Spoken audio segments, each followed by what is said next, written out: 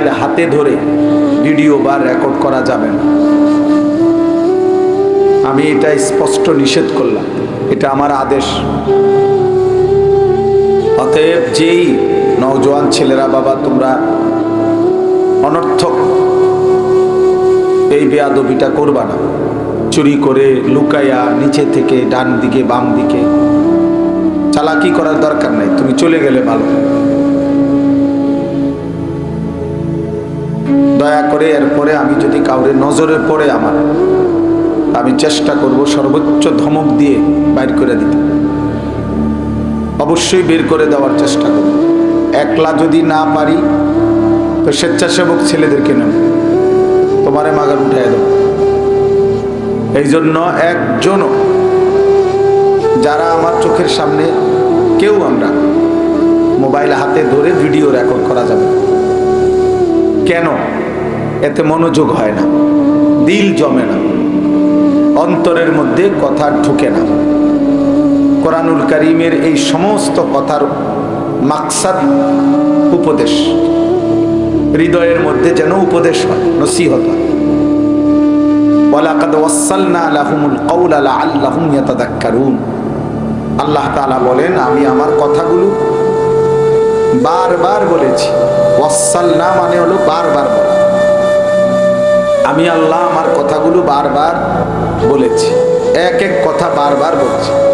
কোরআনুল কারীম আল্লাহর কথা, নবীর কথা, আখিরাতের কথা, পরকালের কথা, আল্লাহর ইবাদতের কথা, গুনাহ ছেড়ে দেওয়ার কথা, অবাধ্য নাফরমানের পরিণতি, বাধ্য ইমানদারের পরিণতি, এগুলো আল্লাহ বারবার বলছে, বারবার বলেছে।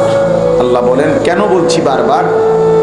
লাআল্লাহুম ইয়াতাযাক্কারুন, উপদেশ গ্রহণের জন্য, যেন আমার বান্দারা উপদেশ গ্রহণ করে। উপদেশ গ্রহণ, নসিহত গ্রহণ। তাহলে আল্লাহর কথা বলা, শোনা, এর মাকসাদ উপদেশ গ্রহণ। সেটা যদি না হয় তাহলে উপস্থিতি কম বেশি, বড় মাহফিল ছোট মাহফিল, লোক হইছে কম হইছে বেশি হইছে, বক্তা পরিচিত অপরিচিত, এগুলো কোনোটা দিয়ে 2 পয়সার কোনো ফায়দা নেই। এটা কোনো ফায়দা নাই। আমারে 1 কোটি মানুষ চিনলেও আমার কবর রাজাবো মাফ হবে না, আপনাদের কবর রাজাবো মাফ হবে। তাইলে এই পরিচিতি দিয়ে আমারও কোনো লাভ নাই, আপনাদেরও কোনো লাভ। এই পদ পদবী, সুনাম, সুখ্যাতি, জনপ্রিয়তা, ব্যাপক সমর্থন, এগুলো যাদের দুনিয়া দরকার, ক্ষমতা দরকার, পদ দুনিয়া দরকার, যাদের তাদের দরকার, তারা এটা খুব চায়। পোস্টার করছে নিজে, নিচে লিখে দিছে প্রচারে এলাকার সর্বস্তরের জনগণ, উনি লাগাইছে। টাকাও ওনার, ফুলাইনও ওনার। হ্যাঁ, তাহলে যদি 2 জনের পোস্টারের মধ্যে এটা লেখা থাকে একই এলাকার, যে এলাকার সর্বস্তরের জনগণ, তাহলে এরা কারা ওরা কারা? এলাকার সর্বস্তরের জনগণ যদি আমনেরটা লাগায়, তো হ্যাঁ ওনারটা লাগাইলো কি? বুঝলেন না? তো এগুলো তো দুনিয়া যাদের দরকার তাদের বিষয়, তাদের বিষয়। এটা মূলত আখিরাতের বিবেচনায় জনপ্রিয়তার কোনো 2 পয়সারও কোনো ভ্যালু নাই, কোনো পাত্তা নাই, কোনো প্রয়োজনও নাই। সবাই চিনা না চিনার ভিত্তিতে আখিরাতের সফলতা না। আল্লাহ তাআলা গ্রহণ করা, মাফ করা, এটা মূল বিষয়। ফামান যুহজিহা আনিন নার ওয়া উদখিলাল জান্নাহ ফাকাদ ফাজ। আল্লাহ তাআলা বলেন, যাকে জাহান্নাম থেকে মুক্তি দেওয়া হলো, জান্নাতে প্রবেশ করানো হলো, সেই সফল হলো। সফলতা বাপ এটার মধ্যে। কাদ আফলাহা মান তাযাক্কা, আল্লাহ বলেন যে তার নিজের অন্তরকে গুনাহ থেকে পবিত্র করেছে সে সফল হয়েছে। কাদ আফলাহা মান যাক্কাহা, আল্লাহ তাআলা বলছেন, 14টা কসম করে বলছে আল্লাহ, 14 বার কসম করে আল্লাহ বলছেন যে নিজের অন্তরাত্মা পবিত্র করেছে সে সফল হয়েছে, সফল হয়েছে। আল্লাহ বলছে, কাদ আফলাহাল মুমিনুন আল্লাযীনা হুম ফি সালাতিহিম খাশিউন। প্রতিনিয়ত যারা বিনয়ের সাথে একাগ্রতার সাথে নামাজ আদায় করছে সেই ইমানদাররা সফল হয়েছে। আল্লাযীনা হুম আনিল লাগবি মুরিদুন, প্রতিনিয়ত অনর্থক কথা এবং কাজ থেকে যারা নিজেদেরকে বাঁচিয়ে রাখে তারা সফল হয়েছে। আল্লাযীনা হুম লিযাকাতি ফাইলুন, যারা নিয়মিত যাকাত আদায় করছে তারা সফল হয়েছে। আল্লাযীনা হুম লিফুরুজিহিম হাফিজুন, যারা তাদের লজ্জাস্থানকে হারাম, গুনাহ, জিনা, নাজায়েজ, অশ্লীলতা, অসভ্যতা থেকে, চরিত্রহীনতা থেকে নিজের লজ্জাস্থানকে হেফাজত করেছে তারা সফল হয়েছে। আল্লাযীনা হুম লিআমানাতিহিম ওয়া আহদিহিম রাউন, যারা আমানত রক্ষা করেছে তারা সফল হয়েছে, যারা ওয়াদা রক্ষা করেছে তারা সফল হয়েছে। আল্লাযীনা হুম আলা সালাওয়াতিহিম ইউহাফিজুন, 5 ওয়াক্ত নামাজের ব্যাপারে যথাসময়ে আদায় করার ক্ষেত্রে যারা প্রতিনিয়ত যত্নবান তারা সফল হয়েছে, তারা সফল হয়েছে। আল্লাহ তাআলা বলছে এমন সফল বান্দারা জান্নাতুল ফেরদাউসের অধিকারী হবে। হ্যাঁ দোস্ত, সফলতা এখানে।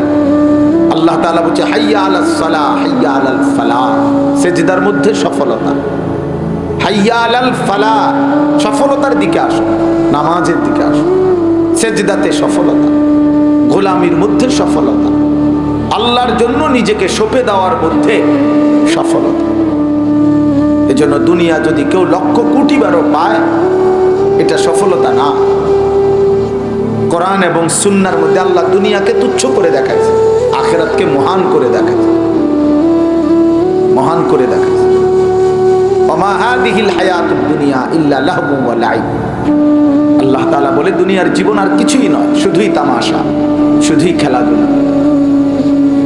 আল্লাহ তাআলা বলছে ওয়ালাদ দারুল আখিরাতু খায়রুল লিল্লাযিনা ইয়াত্তাকুন, যারা মুত্তাকি, আল্লাহকে ভয় করে তাদের জন্য আখিরাতের ঘর জান্নাত, সেটাই সর্বোত্তম।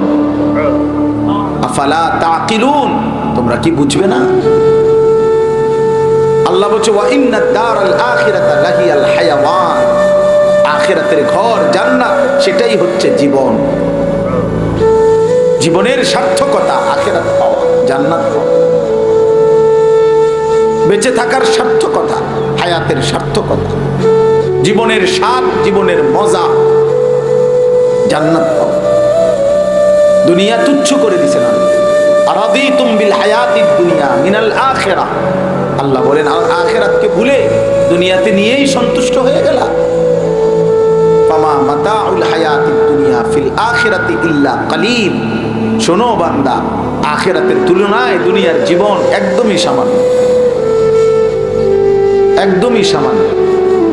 আল্লাহ তাআলা বলছেন আমাল হায়াতুদ দুনিয়া ইল্লা মাতাউল গুরুর, দুনিয়ার জীবন আর কিছু নয়, শুধুই ধোঁকা, ধোঁকা। কুল মা ইনদাল্লাহি খায়রুম মিনাল লাহবি ওয়া মিনাত তিজারা, আল্লাহ বলে তোমাদের ব্যবসা, তামাশা, তোমাদের এই দুনিয়াদারি, এই সব কিছুর চাইতে আল্লাহর নিকটে যা আছে তা হাজার কোটি গুণে উত্তম। কয়টা শুনবেন? আল্লাহর কোরআন বলছে, রবের কথা সত্য হবে না কেন? আল্লাহর কথা যুক্তিসঙ্গত হবে না কেন? দুনিয়ার ফাসেক ফুজ্জার, আল্লাহ নাই, সেজদা নাই, নামাজ নাই, আখলাক নাই, চরিত্র নাই, এই সমস্ত নাফরমান আর ফাসেক ফুজ্জার যদি কোনো কথা বলে সেইটা কোনো অপদার্থ মানুষের কাছে, কোনো ফালতু দুনিয়া লুভির কাছে বিশ্বাসযোগ্য হইতে পারে বেটা, কিন্তু ইমানদারের কাছে তার মালিকের কথাই শ্রেষ্ঠ, প্রিয়। ওমান আহসান, আল্লাহর কথার চাইতে আহসান আর কি? ওমান আসতাকু, আল্লাহর কথার চাইতে অধিক সত্য কার কথা? আল্লাহ বলছে বলো বান্দা, আমার চাইতে অধিক সত্য কথা কে বলছে?